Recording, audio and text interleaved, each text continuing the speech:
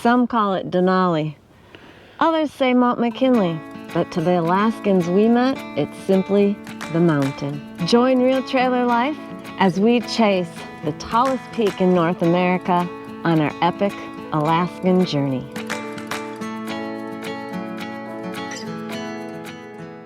So after weeks of traveling the roads through Canada and Alaska, we were finally on our way to Denali, but not before some roads that were filled with smoke and delays due to an accident.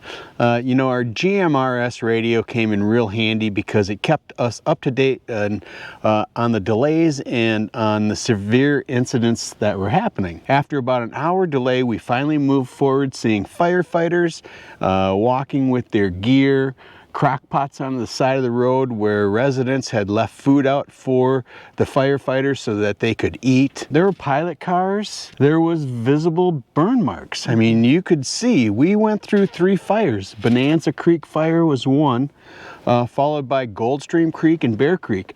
And these were massive fires. At points, they actually closed down the road from Fairbanks to Denali. And you had been keeping an eye on road closures and updates. Yeah, Alaska 511, and also there's a website out there that has that shows the active fires in Alaska, and both of those came in extremely handy so that we were able to see exactly what was going on with the roads and the fires. We got to our base camp, Riley Creek Campground. Boy, was that beautiful. Secret site, A19, it's the best. Yeah, so when you pull into Denali, Riley Creek Campground is 100% boondocking. And as you pull in, there's an area that you can go in. You can empty your black tanks, your gray tanks. You can also fill up with water. And that's also where you check in at the Mercantile. And then, like a convenience store for campers. And then you actually just go in and you pick whatever site you want. And our site, as Wendy said, was A19. Which it was very private, wooded, but not wooded enough to block Starlink. Yeah, I mean, it was great. It was awesome. And actually, we took a photograph of the truck and the Brinkley in A19. And, you know, we had been posting on the official Alaska Milepost Facebook group, and they came back and said, hey, can we publish your photo in the Milepost? So one of our pictures is going to actually be in the Milepost in 2026, and that's pretty exciting. So then we also had 4 days of rain.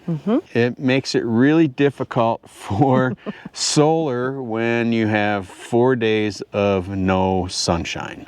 And even though the days are long, it was just not enough light coming through those clouds to get those panels charging up our batteries. But we only had to use the DC to DC charger twice. Yeah, and we also assisted that with a portable generator.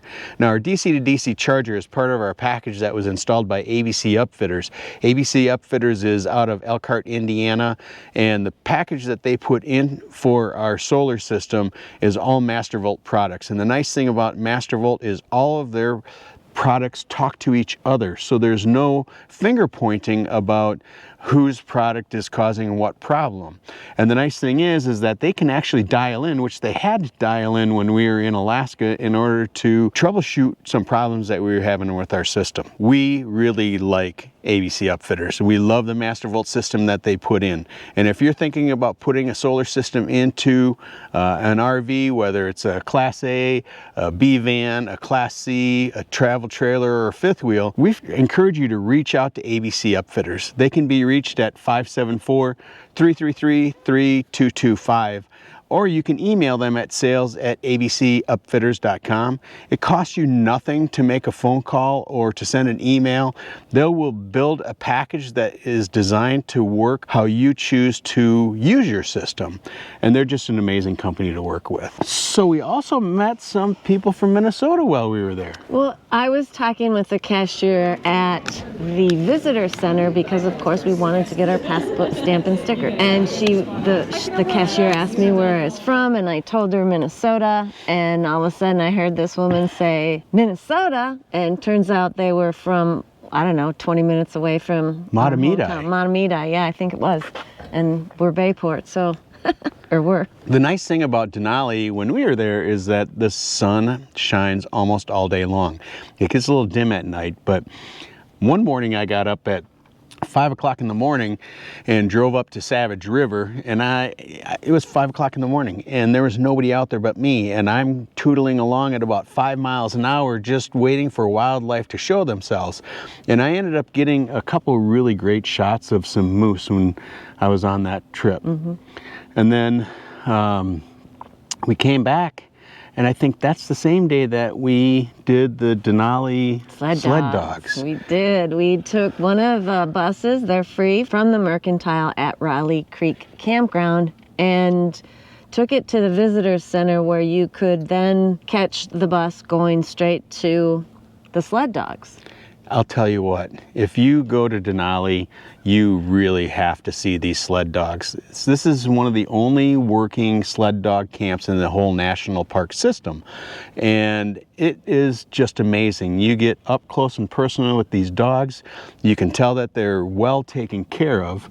And then they also do a really nice presentation of the whole sled dog program that they have up there. We even got to see the puppies.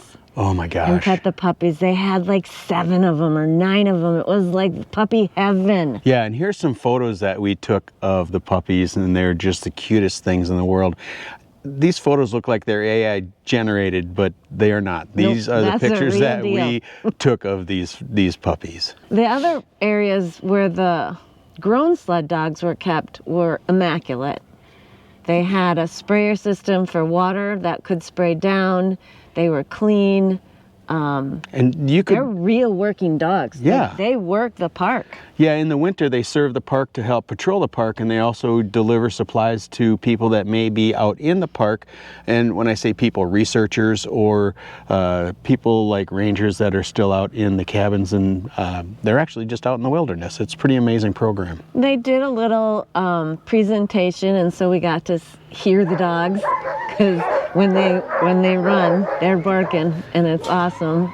They were pulling a sled on wheels, and then they were in front of us while the ranger talked all about it. Very informative. Yeah, it was a great presentation that and they to gave watch us. them when they released them to run back, they like unhooked them and let the dogs just run back to all the other trainers, and they just took off going for them. It was cool. Pretty cool. Private vehicles are not allowed beyond Savage River, and so there's a road that goes all the way up into Denali, but you can only take it to East Fork, which is mile 43. Right. So and East Fork, you can't go any farther because there was a road collapse that happened a few years ago. They're still in the process of trying to get that road fixed. I think it happened in like 2021. Yeah, so it's supposed to open up 2027. Mm-hmm. So we're pretty excited because we want to go back and we want to be able to get to Wonder Lake, which is where all of those epic pictures of Denali with the reflections in the lake is taken. And that's mile 85. So there's a good chunk of road closed. So we did take the Denali Tundra Wilderness Tour, and that tour was awesome. Our guide, Sarah, I mean, she's the best. She was amazing. The stories that she told, and just her knowledge of the park, it was just so cool. The park, the environment, the animals. She was very knowledgeable, and she told us a story that 17 years ago, she came up to visit her boyfriend in Alaska and never left.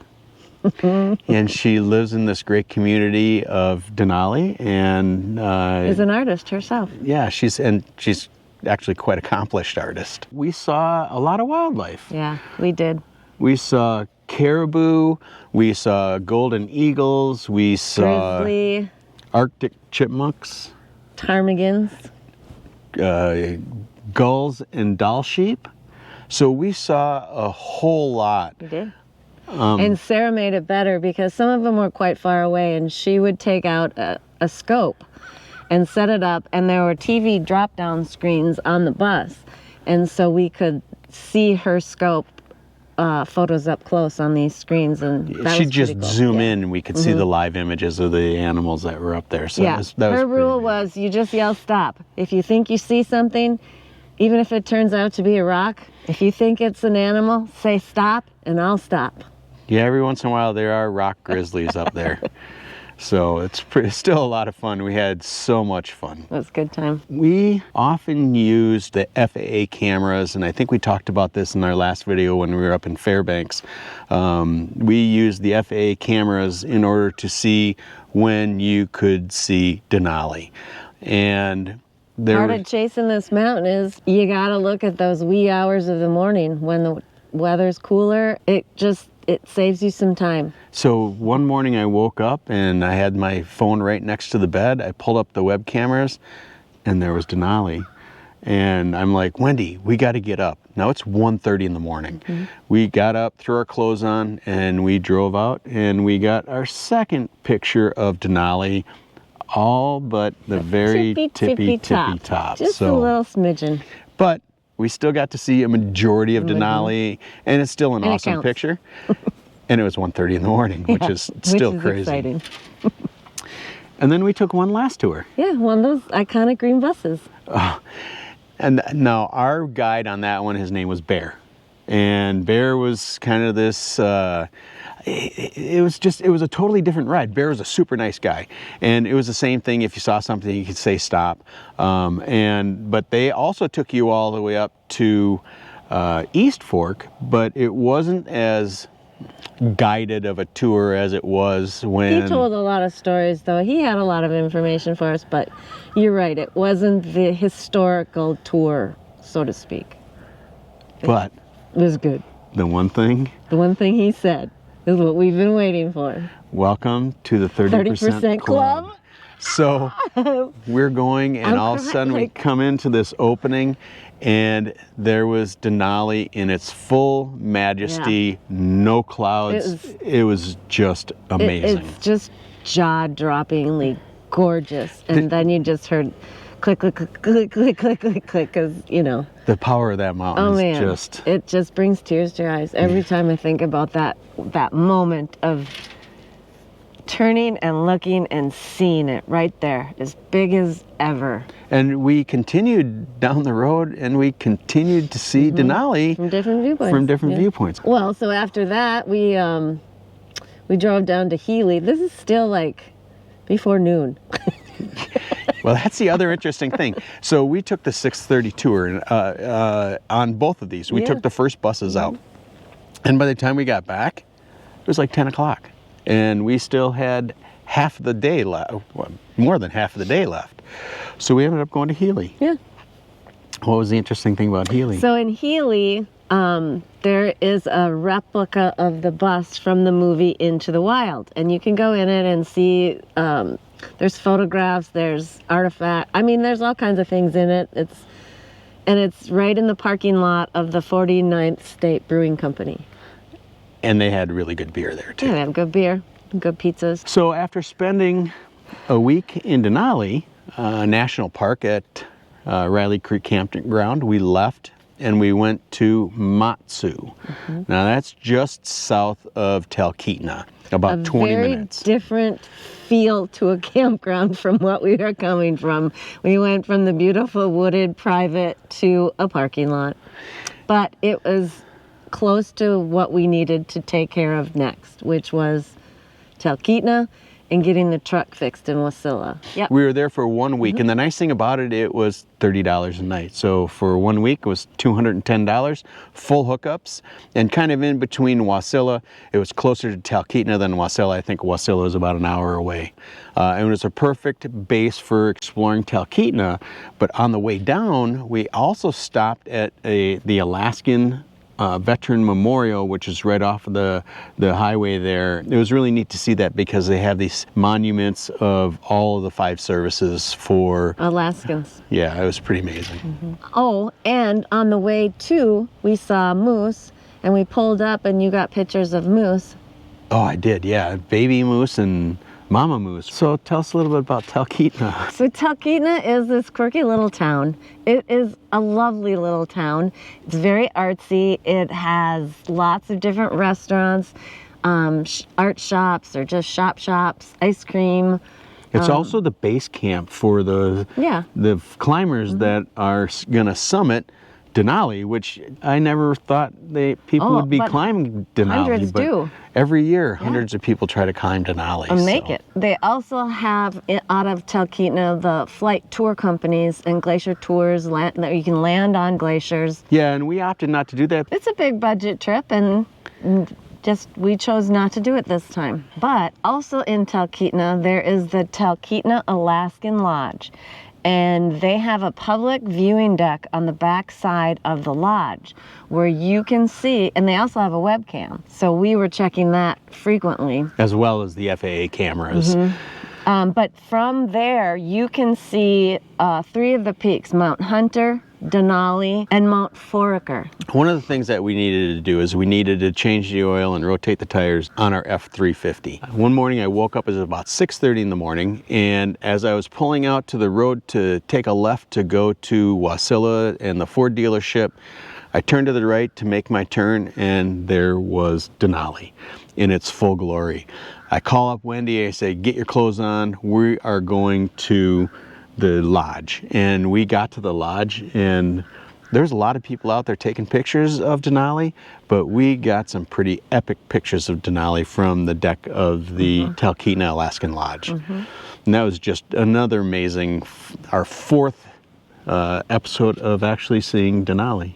While checking webcams and chasing the mountain, that wasn't all we did. We also drove to Hatcher Pass and the Independence Mine, which is an old abandoned gold mine up in the Talkeetna Mountain area. So you can see the Talkeetna Mountains from there. It's actually a state park, and it is actually a pretty cool state park. I mean, they have the ruins of the mine there. You're free to walk around and explore this whole area where this mine was. And I think there was a $5 fee per vehicle, and it was pretty amazing. Yeah, there were old artifacts and buildings. You could pay in for gold. We did not, but you could have. We saw some kids doing it. But also just the drive up there, and there was still snow up in those mountains when we were there. And we got to the summit, and the summit was pretty cool. I mean, you could see far. You could see, and there was also like... Do you remember that turquoise? Like in the clouds too.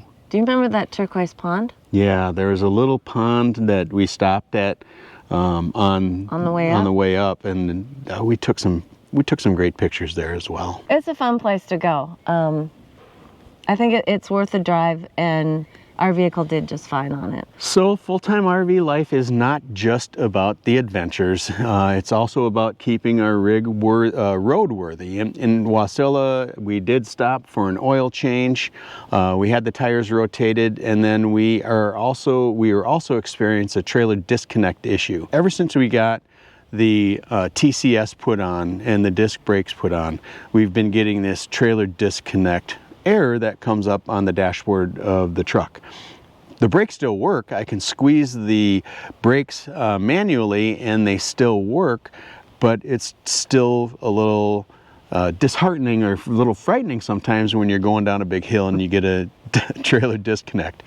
Now, we had to address this in Apple Valley when we were there in Minnesota, and they said that this was a known issue from a technical service bulletin, and they did a software upgrade to the system, but that didn't help it. In Wasilla, they did the same thing. Actually, they did it twice because it still didn't work. It's still not working. And we have to address that once we get back up to the Goshen Elkhart area and have Lippert take a look and see why this is occurring. Well, and all these challenges are just part of life on the road. Absolutely they are. Chasing Denali isn't just about checking a box. It was that anticipation, the hidden glimpses, and witnessing the full mountain's majesty.